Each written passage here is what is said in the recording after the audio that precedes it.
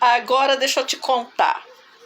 Depois que Deus me falou o que é que Ele queria, eu tive um sonho, mais um sonho daqueles com 10 milhões de detalhes, com todos os detalhes possíveis e imagináveis numa noite só.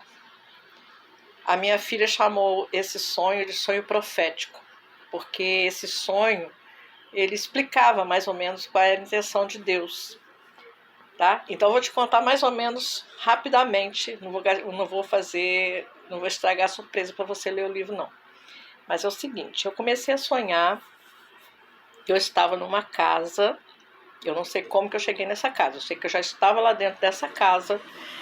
A casa era meio vazia, não tinha muita coisa dentro não, as paredes eram todas brancas e não tinha muita luz, era pouca luz. Lá dentro dessa casa tinha uma mulher, eu sei que a mulher por causa da voz, mas eu não conseguia ver o rosto da mulher. Lá dentro dessa casa tinha uma mulher e tinham outras pessoas, mas eu não conseguia ver o rosto das pessoas, só ouvia a voz das pessoas. Essas pessoas estavam cuidando de mim, porque eu ia ter que fazer um mergulho. Do lado de fora da casa tinham várias pessoas, e essas pessoas estavam assim, tentando me fazer desistir da ideia. Por quê? Tinha acontecido um acidente e muitas pessoas caíram na água, se afogaram e afundaram e sumiram no rio. O rio estava muito revolto e muito lamacento, muita lama, não dava para enxergar nada. E as pessoas ficavam falando, tinha uns homens principalmente, eles falavam assim, desiste dessa ideia, você não vai conseguir ver nada embaixo dessa água, as pessoas já morreram, desiste, não adianta você tentar. Mas eu sabia que eu tinha que ir. E essas pessoas que estavam dentro da casa estavam me colocando aquela roupa de mergulho, de plástico, sabe? Aquela coisa de borracha. E era meio difícil porque ficava grudando na minha pele. E essas pessoas, elas estavam me colocando. Aí eu olhava assim e ficava procurando aquele cilindro de oxigênio, porque quando você vai mergulhar precisa de cilindro de oxigênio, né? Mas eu não estava vendo um cilindro de oxigênio. Eu perguntava assim, como é que eu vou mergulhar sem cilindro de oxigênio? Aí a mulher falou assim, você não vai precisar dele não, não se preocupa não. Quando você precisar respirar, você sobe à tona, respira e volta. Mas não se preocupa com isso não, você não vai precisar dele. Eu fiquei meio assim, né? Fiquei pensando, já pensou se eu tiver que ficar muito tempo dentro da água, ou se eu ficar presa em alguma pedra, né? Ou se eu estiver já socorrendo as pessoas e meu fôlego acabar. Comecei a pensar num monte de coisa. Mas a mulher falou assim, não, você não vai precisar do cilindro, não se preocupe. E aí me colocou aquela máscara, né, de mergulhador. E aí quando ela me colocou aquela máscara, ficou tudo assim muito claro, muito límpido, né? E aí eu fui para a beira do rio para poder mergulhar e procurar as pessoas que tinham se afogado. E as pessoas, os homens que estavam sentados na beira do rio, ficavam assim, não vai não, desiste, isso aí não vai, você não vai conseguir nada não. Eu falei, não, eu tenho que ir, é a minha missão. Quando eu cheguei na beirada do rio, eu olhei para outra margem e vi várias pessoas também fazendo a mesma coisa que eu, do mesmo jeito. E aí, na mesma hora, eu entendi que a missão delas era a mesma que a minha, né? Todo mundo fazendo a mesma coisa, né? Com aquela roupa de mergulho, entrando no rio, lamacento e revolto. Aí, antes de eu entrar no rio, eu falei assim, nossa, essa água deve estar gelada pra caramba, né? Tudo marrom de barro, não dava para enxergar nada. Eu falei, não vai ser fácil.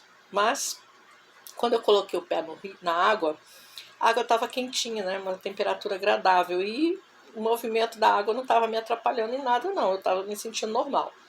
E aí eu fui entrando na água, fui mergulhar, aprofundando cada vez mais, né?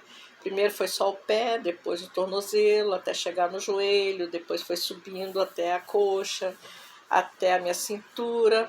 E aí quando estava chegando à minha cintura, eu senti um cimento no chão, como se fosse assim, uma casa que estava mergulhada, né? Uma parte de uma casa assim no fundo, onde eu estava pisando. Aí eu pensei assim, bom, esse lugar aqui já deve ser um aviso para eu seguir por aqui. Porque eu não sabia para onde que eu ia, não sabia se eu ia para a direita, para a esquerda, para baixo, para cima, não sabia nada. Eu sabia que eu tinha que ir. E aí eu fui segurando na parede, pisando naquele cimento e fui seguindo, e fui afundando cada vez mais até que eu mergulhei. E aí eu fiquei com aquela coisa assim da respiração, mas eu percebi que não fazia diferença estar embaixo d'água. Eu continuei respirando normalmente. Não sei se eu passei a respirar embaixo d'água ou se não precisava respirar. Não sei o que é. Eu sei que não me preocupei com esse assunto. E aí eu continuei embaixo d'água, procurando, apalpando na parede, pisando naquele cimento e fui mergulhando, afundando cada vez mais, até que de repente eu cheguei num lugar que não tinha mais água. Lá no fundão, bem no fundo, eu cheguei num lugar que parecia uma casa também, só que não tinha água dentro da casa. E por estranho que pareça, estava toda iluminada, como se tivesse tirado o teto da casa e o sol iluminou dentro. Mesma coisa. Aquela luz forte dentro da casa. Tinha muitos cômodos, muitas portas. Tinha escada para subir, escada para descer. Tinha um monte de escada, muita entrada para cá, entrada para lá. Tinha muitos caminhos lá dentro. E aí o resto você vai ter que ler lá no livro, que eu não vou te contar não. Você vai ter que ler lá no livro o que aconteceu depois, tá bom? Então esse foi o meu sonho profético.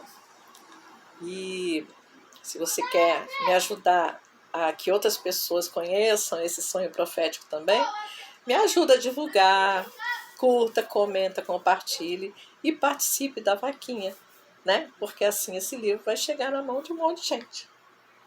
Tchau! Até a próxima!